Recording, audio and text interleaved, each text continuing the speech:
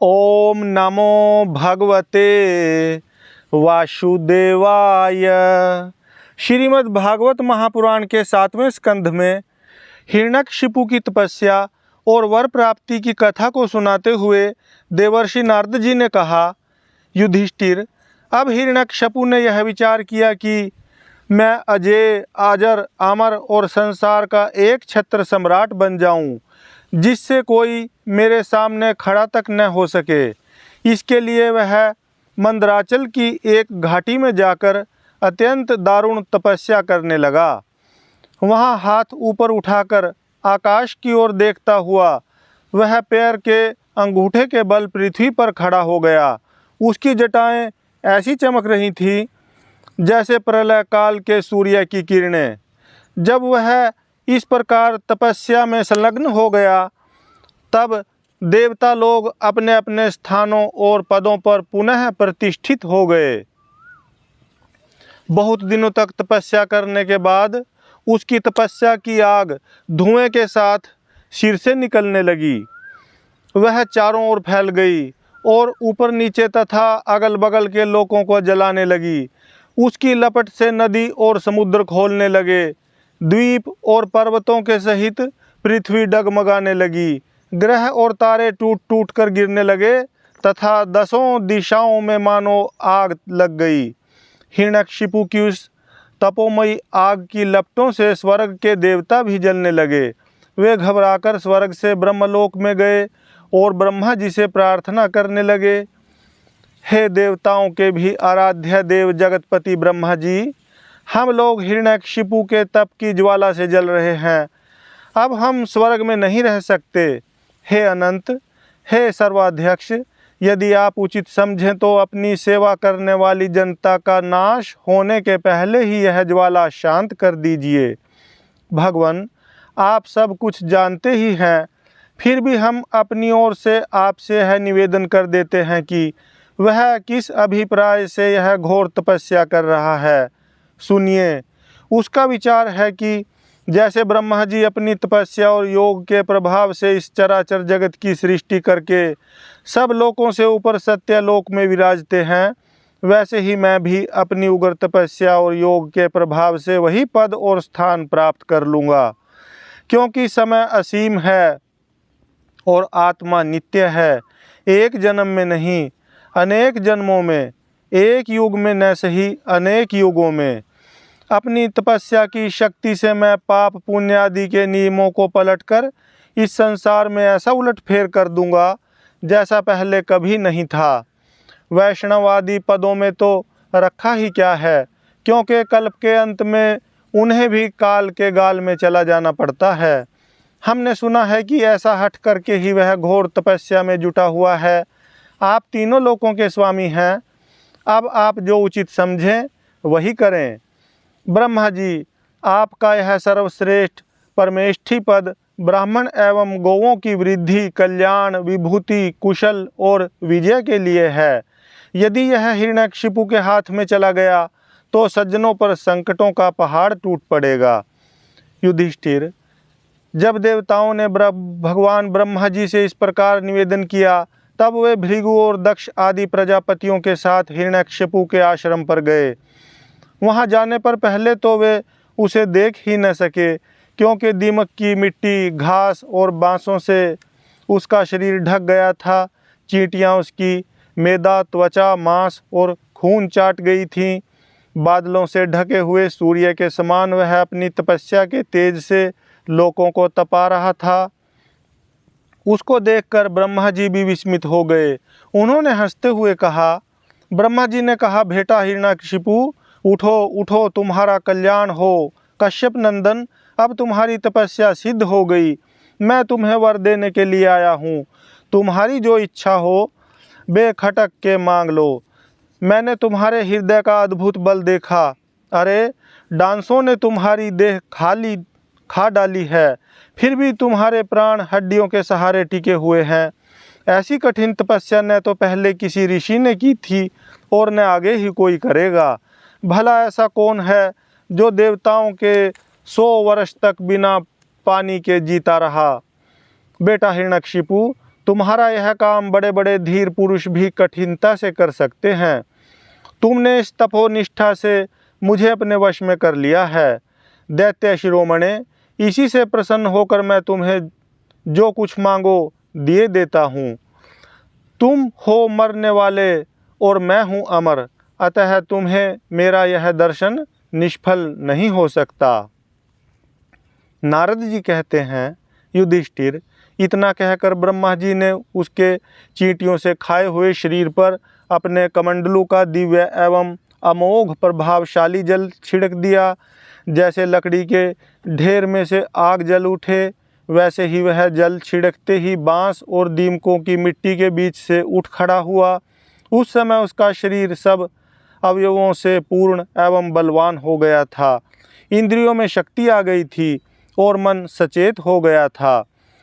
सारे अंग वज्र के समान कठोर एवं तपाए हुए सोने की तरह चमकीले हो गए थे। वह नवयुवक होकर उठ खड़ा हुआ। उसने देखा कि आकाश में हंस पर चढ़े हुए ब्रह्मा जी खड़े हैं। उन्हें देखकर उसे बड़ा आनंद हुआ। अपना सिर पृथ्वी पर रखकर उसने उनको नमस्कार किया। फिर अंजलि बांधकर नम्र भाव से खड़ा हुआ और बड़े प्रेम से अपने निर्निमेष नयनों से उन्हें देखता हुआ गदगद वाणी से स्तुति करने लगा। उस समय उसके नेत्रों में आनंद के आंसू उमड़ रहे थे और सारा शरीर पुलकित हो रहा था। हिरण्यकशिपु ने कहा, कल्प के अंत में यह सारी सृष्टि काल के द्वारा प्रेरित तमोगुण से घने अंधकार से ढक गई थी। उस समय स्वयं प्रकाश स्वरूप आपने अपने तेज से पुनः इसे प्रकट किया। आप ही अपने त्रिगुणमय रूप से इसकी रचना, रक्षा और संहार करते हैं। आप रजोगुण, सत्वगुण और तमोगुण के आश्रय हैं। आप ही सबसे परे और महान हैं। आपको मैं नमस्कार करता हूँ। आप ही जगत के मूल कारण हैं। ज्ञान और विज्ञान आपकी मूर्ति हैं। प्राण, इंद्रिय, मन और बुद्धि आदि विकारों के द्वारा आपने अपने को प्रकट किया है। आप मुख्य प्राण सूत्रात्मा के रूप से चराचर जगत को अपने नियंत्रण में रखते हैं। आप ही प्रजा के रक्षक भी हैं। भगवान, चित्त, चेतना, मन और इंद्रियों के स्वामी आप ही हैं। पंचभूत शब्द आदि विषय और उनके संस्कारों के रचयिता भी महातत्व के रूप में आप ही हैं। जो वेद होता, अध्वर्यु, ब्रह्मा और उद्गाता, इन ऋतुजों से होने वाले यज्ञ का प्रतिपादन करते हैं, वे आपके ही शरीर हैं। उन्हीं के द्वारा अग्निष्टोम आदि 7 यज्ञों का आप विस्तार करते हैं। आप ही संपूर्ण प्राणियों के आत्मा हैं, क्योंकि आप अनादि, अनंत, अपार, सर्वज्ञ और अंतर्यामी हैं।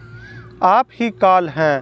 आप प्रतिक्षण सावधान रहकर अपने क्षण, लव आदि विभागों के द्वारा लोगों की आयु क्षीण करते रहते हैं। फिर भी आप निर्विकार हैं, क्योंकि आप ज्ञान स्वरूप परमेश्वर, अजन्मा, महान और संपूर्ण जीवों के जीवनदाता अंतरात्मा हैं। प्रभो, कार्य, कारण, चल और अचल ऐसी कोई भी वस्तु नहीं है जो आपसे भिन्न हो। समस्त विद्या और कलाएं आपके शरीर हैं। आप त्रिगुणमयी माया से अतीत स्वयं ब्रह्म हैं। यह स्वर्णमय ब्रह्मांड आपके गर्भ में स्थित है। आप इसे अपने में से ही प्रकट करते हैं। प्रभो, यह व्यक्त ब्रह्मांड आपका स्थूल शरीर है। इससे आप इंद्रिय, प्राण और मन के विषयों का उपभोग करते हैं, किंतु उस समय भी आप अपने परम ऐश्वर्यमय स्वरूप में ही स्थित रहते हैं। वस्तुतः आप पुराण पुरुष, स्थूल सूक्ष्म से परे ब्रह्म स्वरूप ही हैं।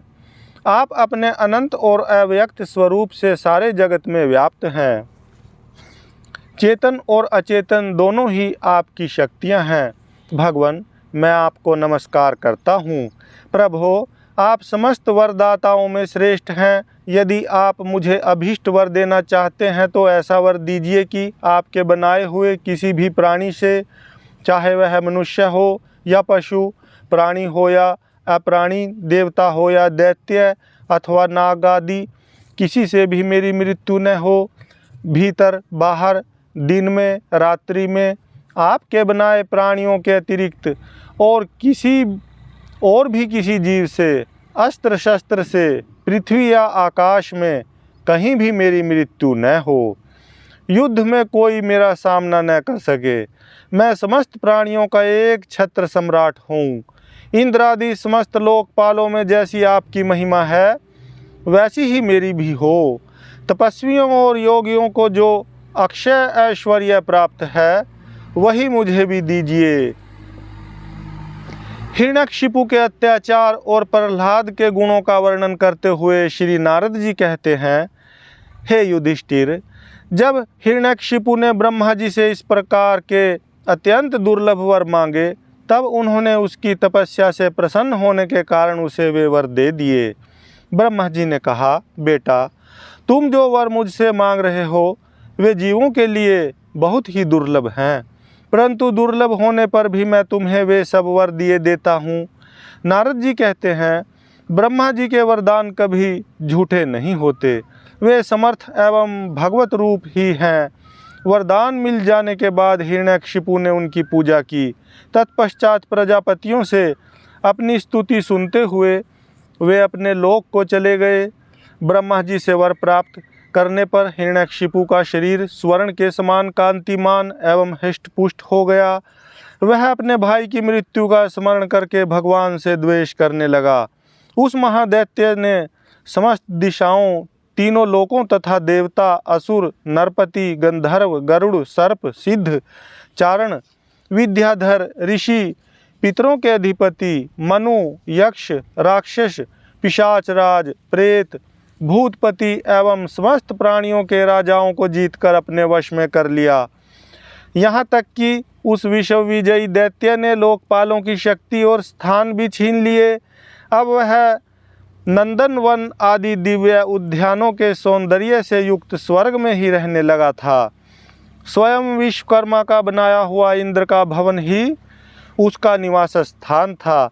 उस भवन में तीनों लोकों का सौंदर्य मूर्तिमान होकर निवास करता था। वह सब प्रकार की संपत्तियों से संपन्न था। उस महल में मूंगे की सीढ़ियाँ, पन्ने की गच्चें, स्फटिक मणि की दीवारें, वैदूर्य मणि के खंभे और माणिक की कुर्सियाँ थीं। रंग बिरंगे चंदोवे तथा दूध के फेन के समान शैयाएँ, जिन पर मोतियों की झालरें लगी हुई थीं, शोभायमान हो रही थीं। सर्वांग सुंदरी अप्सराएं अपने नुपुरों से रून झून ध्वनि करती हुई रत्नमय भूमि पर इधर उधर टहला करती थीं और कहीं कहीं उस पर अपना सुंदर मुख देखने लगती थीं। उस महेंद्र के महल में महाबली और महामनस्वी हिरण्यकशिपु सब लोगों को जीतकर सबका एक छत्र सम्राट बनकर बड़ी स्वतंत्रता से विहार करने लगा। उसका शासन इतना कठोर था कि उससे भयभीत होकर देव दानव उसके चरणों की वंदना करते रहते थे। युधिष्ठिर, वह उत्कट गंध वाली मदिरा पीकर मतवाला रहा करता था। उसकी आंखें लाल लाल और चढ़ी हुई रहतीं। उस समय तपस्या, योग, शारीरिक और मानसिक बल का वह भंडार था। ब्रह्मा, विष्णु और महादेव के सिवा और सभी देवता अपने हाथों में भेंट ले लेकर उसकी सेवा में लगे रहते। जब वह अपने पुरुषार्थ से इंद्रासन पर बैठ गया तब युधिष्ठिर, विश्वासु, तुम्बुरु तथा हम सभी लोग उसके सामने गान करते थे। गंधर्व, सिद्ध, ऋषिगण, विद्याधर और अप्सराएं बार बार उसकी स्तुति करती थीं। युधिष्ठिर, वह इतना तेजस्वी था कि वर्णाश्रम धर्म का पालन करने वाले पुरुष जो बड़ी बड़ी दक्षिणा वाले यज्ञ करते, उनके यज्ञों की आहुति वह स्वयं छीन लेता। पृथ्वी के 7 द्वीपों में उसका अखंड राज्य था।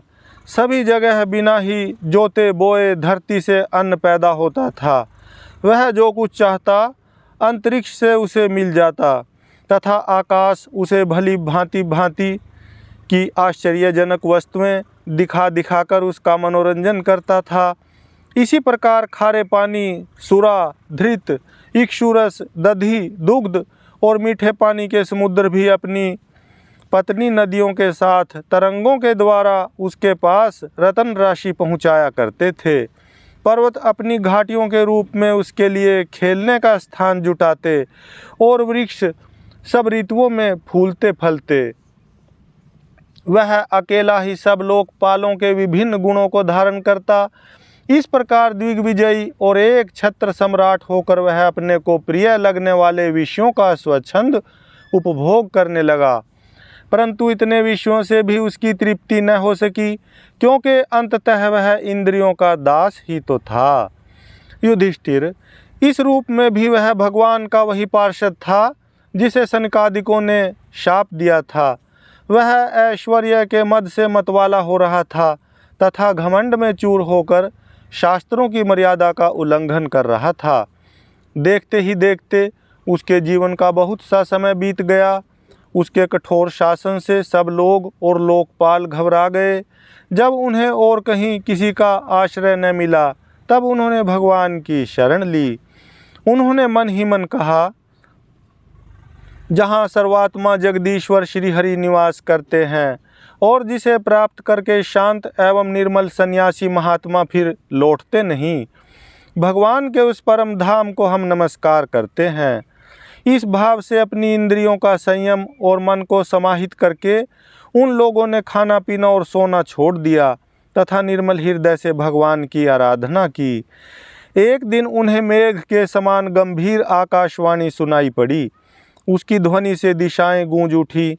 साधुओं को अभय देने वाली वह वाणी यों थी, श्रेष्ठ देवताओं, डरो मत, तुम सब लोगों का कल्याण हो। मेरे दर्शन से प्राणियों को परम कल्याण की प्राप्ति हो जाती है।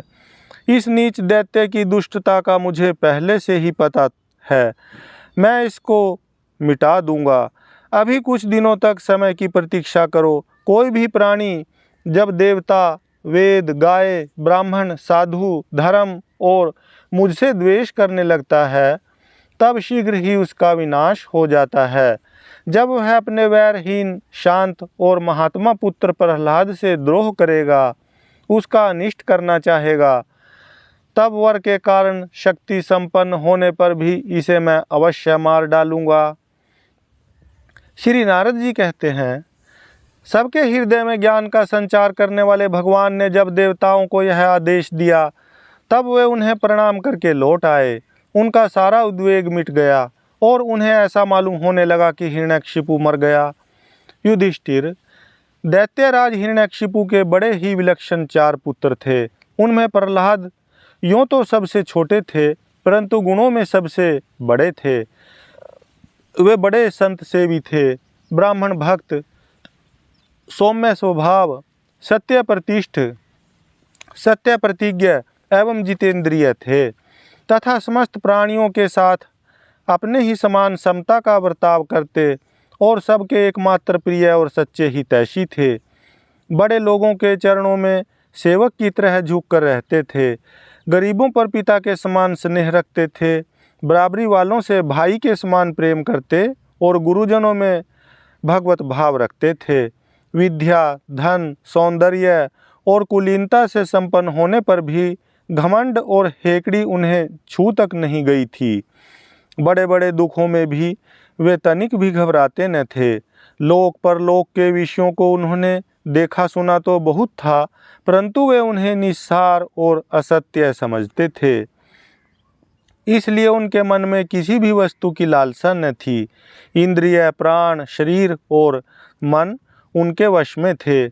उनके चित्त में कभी किसी प्रकार की कामना नहीं उठती थी। जन्म से असुर होने पर भी उनमें आसुरी संपत्ति का लेश भी नहीं था। जैसे भगवान के गुण अनंत हैं, वैसे ही प्रहलाद के श्रेष्ठ गुणों की भी कोई सीमा नहीं थी। महात्मा लोग सदा से उनका वर्णन करते और उन्हें अपनाते आए हैं। यद्यपि तथापि वे आज भी ज्यों के त्यों बने हुए हैं। युधिष्ठिर, यों तो देवता उनके शत्रु हैं, परंतु फिर भी भक्तों का चरित्र सुनने के लिए जब उन लोगों की सभा होती है, तब वे दूसरे भक्तों को प्रहलाद के समान कहकर उनका सम्मान करते हैं। फिर आप जैसे अजात शत्रु भगवत भक्त उनका आदर करेंगे, इसमें तो संदेह ही क्या है। उनकी महिमा का वर्णन करने के लिए अगणित गुणों के कहने सुनने की आवश्यकता नहीं, केवल एक ही गुण भगवान श्री कृष्ण के चरणों में स्वाभाविक जन्मजात प्रेम उनकी महिमा को प्रकट करने के लिए पर्याप्त है। युधिष्ठिर, प्रहलाद बचपन में ही खेल कूद छोड़कर भगवान के ध्यान में जड़वत तन्मय हो जाया करते। भगवान श्री कृष्ण के अनुग्रह रूप ग्रह ने उनके हृदय को इस प्रकार खींच लिया था कि उन्हें जगत की कुछ सुध-बुध ही न रहती।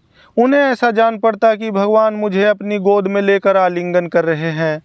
इसलिए उन्हें सोते बैठते खाते पीते चलते फिरते और बातचीत करते समय भी इन बातों का ध्यान बिल्कुल न रहता। कभी कभी भगवान मुझे छोड़कर चले गए, इस भावना में उनका हृदय इतना डूब जाता कि वे ज़ोर ज़ोर से रोने लगते। कभी मन ही मन उन्हें अपने सामने पाकर आनंदोद्रेक से उठकर ठठाकर हंसने लगते। कभी उनके ध्यान के मधुर आनंद का अनुभव करके जोर से गाने लगते। वे कभी उत्सुक हो बेसुरा चिल्ला पड़ते, कभी कभी लोक लज्जा का त्याग करके प्रेम में छककर नाचने भी लगते थे। कभी कभी उनकी लीला के चिंतन में इतने तल्लीन हो जाते कि उन्हें अपनी याद ही न रहती, उन्हीं का अनुकरण करने लगते। कभी भीतर ही भीतर भगवान का कोमल स्पर्श अनुभव करके आनंद में मग्न हो जाते और चुपचाप शांत होकर बैठे रहते। उस समय उनका रोम रोम पुलकित हो उठता, अध खुले नेत्र अविचल प्रेम और आनंद के आंसुओं से भरे रहते। भगवान श्री कृष्ण के चरण कमलों की यह भक्ति अकिंचन भगवत प्रेमी महात्माओं के संग से ही प्राप्त होती है। इसके द्वारा वे स्वयं तो परमानंद में मग्न रहते ही थे, जिन बेचारों का मन कुसंग के कारण अत्यंत दीनहीन हो रहा था, उन्हें भी बार बार शांति प्रदान करते थे। युधिष्ठिर, प्रहलाद भगवान के परम प्रेमी भक्त, परम भाग्यवान और ऊंची कोटि के महात्मा थे। हिरण्यकशिपु ऐसे साधु पुत्र को भी अपराधी बतलाकर उनका अनिष्ट करने की चेष्टा करने लगा। युधिष्ठिर ने पूछा, नारद जी, आपका व्रत अखंड है। अब हम आपसे यह जानना चाहते हैं कि हिरण्यकशिपु ने पिता होकर भी ऐसे शुद्ध हृदय महात्मा पुत्र से द्रोह क्यों किया। पिता तो स्वभाव से ही अपने पुत्रों से प्रेम करते हैं। यदि पुत्र कोई उल्टा काम करता है तो वे उसे शिक्षा देने के लिए ही डांटते हैं।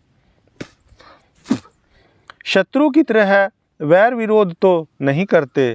फिर प्रहलाद जी जैसे अनुकूल शुद्ध हृदय एवं गुरुजनों में भगवत भाव करने वाले पुत्र से भला कोई द्वेष कर ही कैसे सकता है।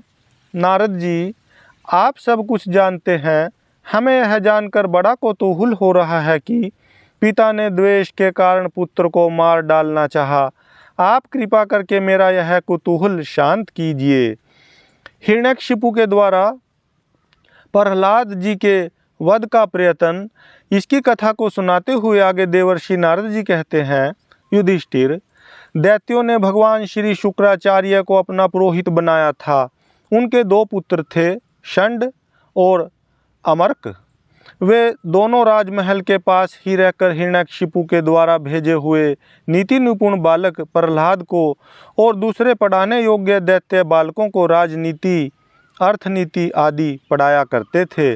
प्रहलाद गुरुजी का पढ़ाया हुआ पाठ सुन लेते थे और उसे ज्यों का त्यों उन्हें सुना भी दिया करते थे, किंतु वे उसे मन से अच्छा नहीं समझते थे, क्योंकि उस पाठ का मूल आधार था अपने और पराये का झूठा आग्रह है।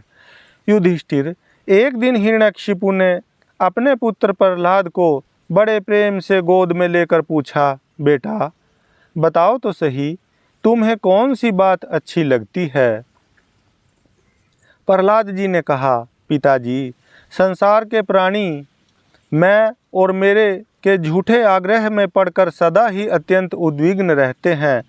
ऐसे प्राणियों के लिए मैं यही ठीक समझता हूँ कि वे अपने अधः पतन के मूल कारण घास से ढके हुए अंधेरे कुएं के समान इस घर को छोड़कर वन में चले जाएं और भगवान श्री हरि की शरण ग्रहण करें।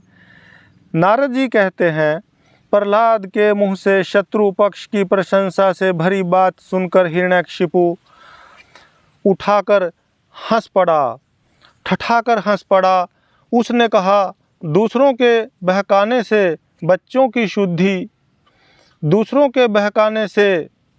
बच्चों की बुद्धि यूं ही बिगड़ जाया करती है। जान पड़ता है कि गुरुजी के घर पर विष्णु के पक्षपाती कुछ ब्राह्मण वेश बदल कर रहते हैं। बालक की भली भांति देख रेख की जाए, जिससे अब इसकी बुद्धि बहकने न पाए। जब दैत्यों ने प्रहलाद को गुरुजी के घर पहुंचा दिया, तब पुरोहितों ने उनको बहुत पुचकार कर और फुसलाकर बड़ी मधुर वाणी से पूछा, बेटा प्रहलाद, तुम्हारा कल्याण हो, ठीक ठीक बतलाना। देखो, झूठ न बोलना। यह तुम्हारी बुद्धि उल्टी कैसे हो गई? और किसी बालक की बुद्धि तो ऐसी नहीं हुई। कुलनंदन प्रहलाद, बताओ तो बेटा, हम तुम्हारे गुरुजन यह जानना चाहते हैं कि तुम्हारी बुद्धि स्वयं ऐसी हो गई या किसी ने सचमुच तुमको बहका दिया है। प्रहलाद जी ने कहा, जिन मनुष्यों की बुद्धि मोह से ग्रस्त हो रही है, उन्हीं को भगवान की माया से है झूठा दुराग्रह होता देखा गया है कि यह अपना है और यह पराया। उन मायापति भगवान को मैं नमस्कार करता हूँ। वे भगवान ही जब कृपा करते हैं तब मनुष्यों की पाशविक बुद्धि नष्ट होती है। इस पशु बुद्धि के कारण ही तो यह मैं हूँ और यह मुझसे भिन्न है, इस प्रकार का झूठा भेदभाव पैदा होता है।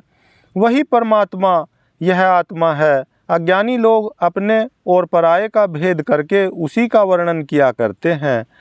उनका न जानना भी ठीक ही है, क्योंकि उसके तत्व को जानना बहुत कठिन है और ब्रह्मा आदि बड़े बड़े वेदज्ञ भी उसके विषय में मोहित हो जाते हैं। वही परमात्मा आप लोगों के शब्दों में मेरी बुद्धि बिगाड़ रहा है। गुरुजी, जैसे चुंबक के पास लोहा स्वयं खींच आता है, वैसे ही चक्रपाणी भगवान की स्वच्छंद इच्छा शक्ति से मेरा चित्त भी संसार से अलग होकर उनकी ओर बरबस खींच जाता है। नारद जी कहते हैं, परम ज्ञानी प्रहलाद अपने गुरुजी से इतना कहकर चुप हो गए। पुरोहित बेचारे राजा के सेवक एवं पराधीन थे। वे डर गए।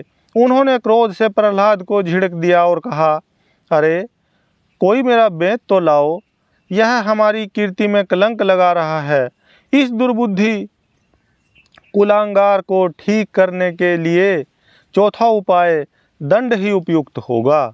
दैत्य वंश के चंदन वन में यह कांटेदार बबूल कहाँ से पैदा हुआ? जो विष्णु इस वन की जड़ काटने में कुल्हाड़े का काम करते हैं, यह नादान बालक उन्हीं की बेंट बन रहा है, सहायक हो रहा है। इस प्रकार गुरुजी ने तरह तरह से डांट डपट कर प्रहलाद को धमकाया और अर्थ धर्म एवं काम संबंधी शिक्षा दी। कुछ समय के बाद जब गुरुजी ने देखा कि प्रहलाद ने साम दान भेद और दंड के संबंध की सारी बातें जान ली हैं, तब वे उन्हें उनकी माँ के पास ले गए। माता ने बड़े लाड प्यार से उन्हें नहला धुलाकर अच्छी तरह गहने कपड़ों से सजा दिया। इसके बाद वे उन्हें हिरण्यकशिपु के पास ले गए। प्रहलाद अपने पिता के चरणों में लौट गए। हिरण्यकशिपु ने उन्हें आशीर्वाद दिया और दोनों हाथों से उठाकर बहुत देर तक गले से लगाए रखा। उस समय दैत्यराज का हृदय आनंद से भर रहा था। युधिष्ठिर, हिरण्यकशिपु ने प्रसन्न मुख प्रहलाद को अपनी गोद में बैठाकर उनका सिर सूंघा। उनके नेत्रों से प्रेम के आंसू गिर गिर कर प्रहलाद के शरीर को भिगोने लगे। उसने अपने पुत्र से पूछा, हिरण्यकशिपु ने कहा, चिरंजीव बेटा प्रहलाद, इतने दिनों में तुमने गुरुजी से जो शिक्षा प्राप्त की है, उसमें से कोई अच्छी सी बात हमें सुनाओ। प्रहलाद जी ने कहा, पिताजी, विष्णु भगवान की भक्ति के 9 भेद हैं। भगवान के गुण लीला नाम आदि का श्रवण, उन्हीं का कीर्तन, उनके रूप नाम आदि का स्मरण, उनके चरणों की सेवा, पूजा अर्चा, वंदन, दास्य, सख्य और आत्मनिवेदन, यदि भगवान के प्रति समर्पण के भाव से यह 9 प्रकार की भक्ति की जाए तो मैं उसी को उत्तम अध्ययन समझता हूँ। प्रहलाद की यह बात सुनते ही क्रोध के मारे हिरण्यकशिपु के ओठ फड़कने लगे। उसने गुरुपुत्र से कहा, रे नीच ब्राह्मण, यह तेरी कैसी करतूत है दुर्बुद्धि। तूने मेरी कुछ भी परवाह न करके इस बच्चे को कैसी निस्सार शिक्षा दे दी। अवश्य ही तू हमारे शत्रुओं के आश्रित है। संसार में ऐसे दुष्टों की कमी नहीं है जो मित्र का बाना धारण कर छिपे हुए शत्रु का काम करते हैं, परंतु उनकी कलई ठीक वैसे ही खुल जाती है जैसे छिपकर पाप करने वालों का पाप समय पर रोग के रूप में प्रकट होकर उनकी पोल खोल देता है। गुरुपुत्र ने कहा, इंद्र शत्रु, आपका पुत्र जो कुछ कह रहा है वह मेरे या और किसी के बहकाने से नहीं कह रहा है राजन, यह तो इसकी जन्मजात स्वाभाविक बुद्धि है। आप क्रोध शांत कीजिए, व्यर्थ में हमें दोष न लगाइए। नारद जी कहते हैं, युधिष्ठिर, जब गुरुजी ने ऐसा उत्तर दिया तब हिरण्यकशिपु ने फिर प्रहलाद से पूछा, क्यों रे, यदि तुझे ऐसी अहित करने वाली खोटी बुद्धि गुरुमुख से नहीं मिली तो बता कहाँ से प्राप्त हुई। प्रहलाद जी ने कहा, पिताजी, संसार के लोग जो पीसे हुए को पीस रहे हैं, चबाए हुए को चबा रहे हैं, उनकी इंद्रियां वश में न होने के कारण वे भोगे हुए विषयों को ही फिर भोगने के लिए संसार रूप घोर नरक की ओर जा रहे हैं। ऐसे गृहासक्त पुरुषों की बुद्धि अपने आप किसी के सिखाने से अथवा अपने ही जैसे लोगों के संग से भगवान श्री कृष्ण में नहीं लगती।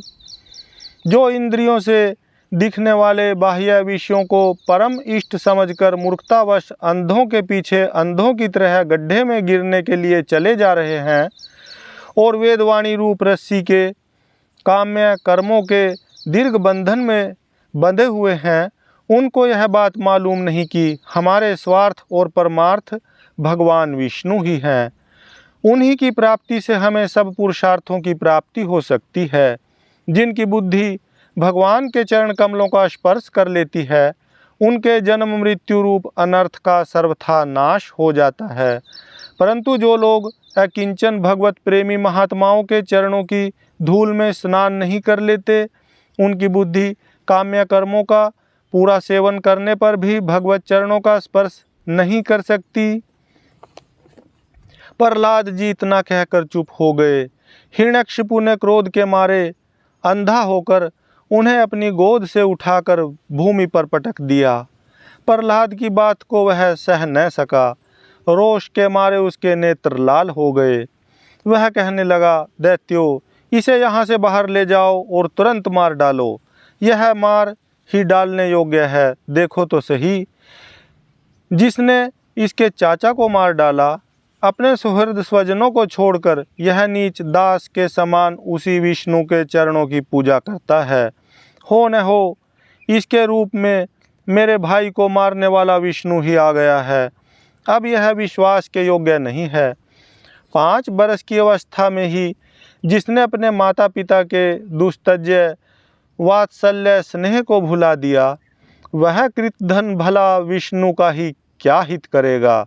कोई दूसरा भी यदि औषध के समान भलाई करे तो वह एक प्रकार से पुत्र ही है, पर यदि अपना पुत्र भी अहित करने लगे तो रोग के समान वह शत्रु है। अपने शरीर के ही किसी अंग से सारे शरीर को हानि होती हो तो उसको काट डालना चाहिए, क्योंकि उसे काट देने से शेष शरीर सुख से जी सकता है। यह स्वजन का बाना पहनकर मेरा कोई शत्रु ही आया है। जैसे योगी की भोग लोलुप इंद्रियां उसका अनिष्ट करती हैं, वैसे ही यह मेरा अहित करने वाला है। इसके लिए खाने, सोने, बैठने आदि के समय किसी भी उपाय से इसे मार डालो। जब हिरण्यकशिपु ने दैत्यों को इस प्रकार आज्ञा दी, तब तीखी दाढ़, विकराल वदन, लाल लाल दाढ़ी, मूछ एवं केशों वाले दैत्य हाथों में त्रिशूल ले लेकर मारो, काटो, इस प्रकार बड़े जोर से चिल्लाने लगे। प्रहलाद चुपचाप बैठे हुए थे और दैत्य उनके सभी मर्म स्थानों में शूल से घाव कर रहे थे। उस समय प्रहलाद जी का चित्त उन परमात्मा में लगा हुआ था जो मन वाणी के अगोचर, सर्वात्मा, समस्त शक्तियों के आधार एवं परब्रह्म हैं। इसलिए उनके सारे प्रहार ठीक वैसे ही निष्फल हो गए जैसे भाग्यहीनों के बड़े बड़े उद्योग धंधे व्यर्थ होते हैं। युधिष्ठिर, जब शूलों की मार से प्रहलाद के शरीर पर कोई असर नहीं हुआ, तब हिरण्यकशिपु को बड़ी शंका हुई। अब वह प्रहलाद को मार डालने के लिए बड़े हठ से भांति भांति के उपाय करने लगा। उसने बड़े बड़े मतवाले हाथियों से कुचलवाया, विषधर सांपों से डसवाया, पुरोहितों से कृत्या राक्षसी उत्पन्न कराई, पहाड़ की चोटी से नीचे डलवा दिया, शंबरासुर से अनेकों प्रकार की माया का प्रयोग करवाया, अंधेरी कोठरियों में बंद करा दिया, विष पिलाया और खाना बंद कर दिया, बर्फीली जगह ददकती हुई आग और समुद्र में बारी बारी से डलवाया, आंधी में छोड़ दिया तथा पर्वतों के नीचे दबवा दिया, परंतु इनमें से किसी भी उपाय से वह अपने पुत्र निष्पाप प्रहलाद का बाल भी बांका न कर सका। अपनी व्यवस्था देखकर हिरण्यकशिपु को बड़ी चिंता हुई। उसे प्रहलाद को मारने के लिए और कोई उपाय नहीं सूझ पड़ा।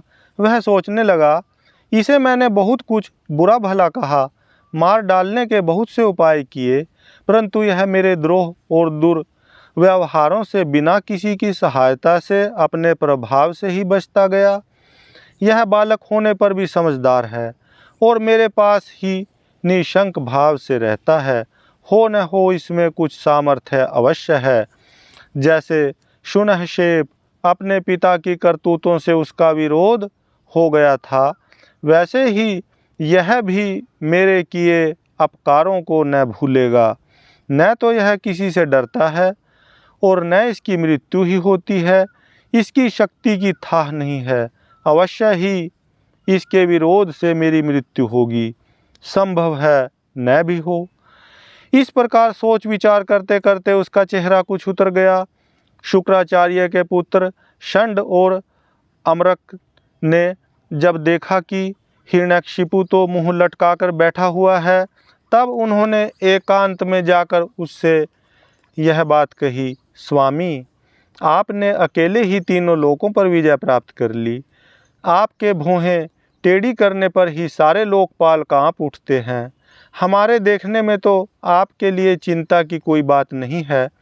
भला बच्चों से खिलवाड़ में भी भलाई बुराई सोचने की कोई बात है? जब तक हमारे पिता शुक्राचार्य जी नहीं आ जाते, तब तक यह डर कर कहीं भाग न जाए, इसलिए इसे वरुण के पाशों से बांध रखिए। प्रायः ऐसा होता है कि अवस्था की बुद्धि के साथ साथ और गुरुजनों की सेवा से बुद्धि सुधर जाया करती है। हिरण्यकशिपु ने अच्छा ठीक है कहकर गुरुपुत्रों की सलाह मान ली और कहा कि इसे उन धर्मों का उपदेश करना चाहिए जिनका पालन गृहस्थ नरपति किया करते हैं। युधिष्ठिर, इसके बाद पुरोहित उन्हें लेकर पाठशाला में गए और क्रमशः धर्म, अर्थ और काम, इन तीन पुरुषार्थों की शिक्षा देने लगे।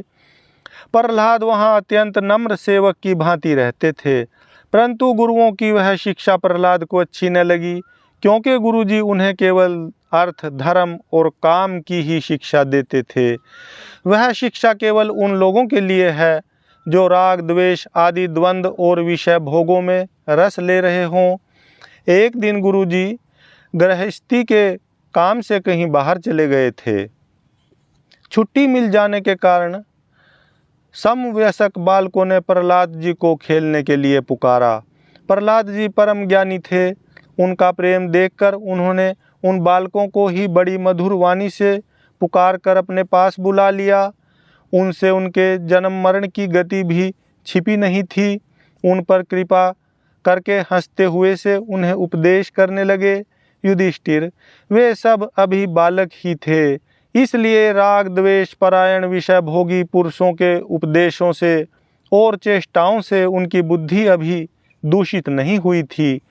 इसी से और प्रहलाद जी के प्रति आदर बुद्धि होने से उन सब ने अपनी खेल बुद्धि की सामग्रियों को छोड़ दिया तथा प्रहलाद जी के पास जाकर उनके चारों ओर बैठ गए और उनके उपदेश में मन लगाकर बड़े प्रेम से एकटक उनकी ओर देखने लगे।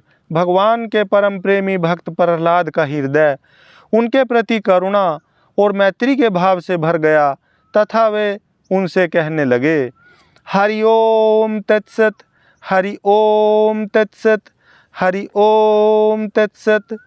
ओम नमो भगवते वासुदेवाय, ओम नमो भगवते वासुदेवाय, हरि ओम तत्सत।